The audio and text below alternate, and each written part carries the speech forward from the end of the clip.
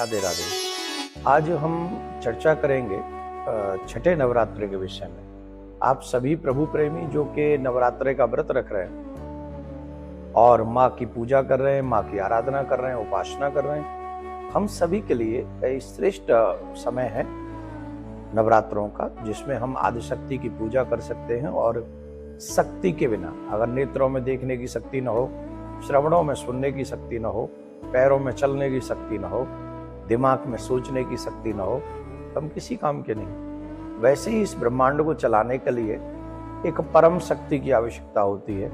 वही परम शक्ति के अनेक रूप हैं, जिनमें से 9 रूपों की पूजा सनातन परंपरा में सनातन प्रेमी करते हैं। आप और हम बड़े मन से करते हैं। तो आइए हम जानने का प्रयास करते हैं कि छठे नवरात्रे में किस देवी की पूजा की जाती है, उन देवी का वाहन क्या है, इनकी पूजा करने से फल क्या मिलता है। ध्यान देने योग्य बात है, जिन बच्चियों के विवाह में विलंब होता है, उन बच्चियों को इस छठे रूप में जो माँ विराजमान है, जो कि कात्यायनी माँ के रूप में जानी जाती हैं, उनकी उपासना, उनकी आराधना से भक्तों को बड़ी आसानी से अर्थ, धर्म, काम, मोक्ष की प्राप्ति हो जाती है।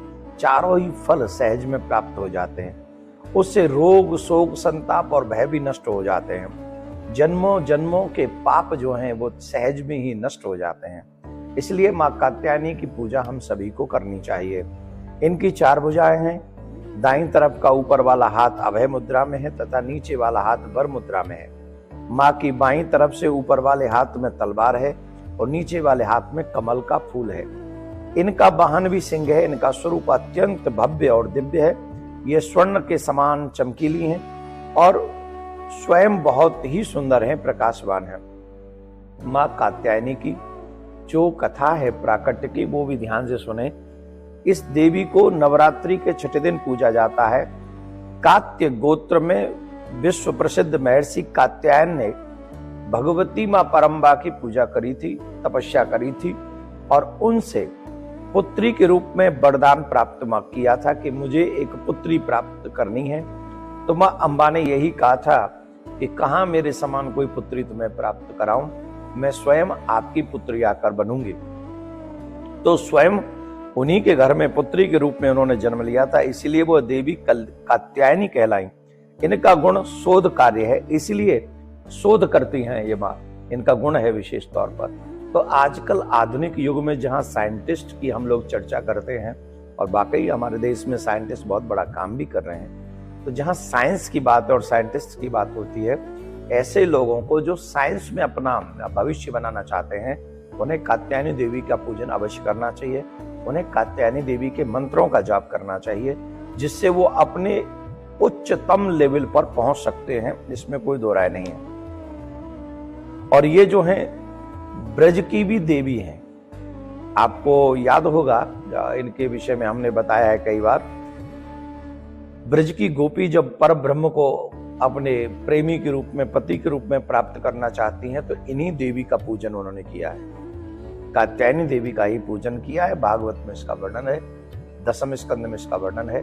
और उनका वो मंत्र आप सबको याद होगा। जो कन्याएं अनमैरिड हैं, जिन्हें शादी में विलंब हो रहा है या मनवांछित वर चाहिए, उन लोगों को, उन देवी कन्याओं को ये मंत्र अवश्य बोलना चाहिए। कात्यायनी महावाय महायोगिन्नधीश्वरी नंद गोप सुतम देवी पति में कुरुते नमः। मतलब श्रेष्ठ पति हमको प्राप्त हो, ऐसा मांगना चाहिए। तो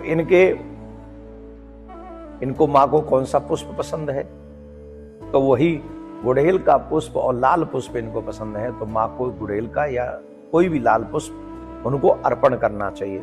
माँ कात्यायनी को भोग किसका लगाएं, तो माँ कात्यायनी को शहद पसंद है, मधु पसंद है। तो अगर मधु पसंद है तो हमें जो खीर बना रहे हैं उसमें भी मधु ही डालनी चाहिए, बजाय शक्कर और चीनी डालने के या कुछ भी डालने के।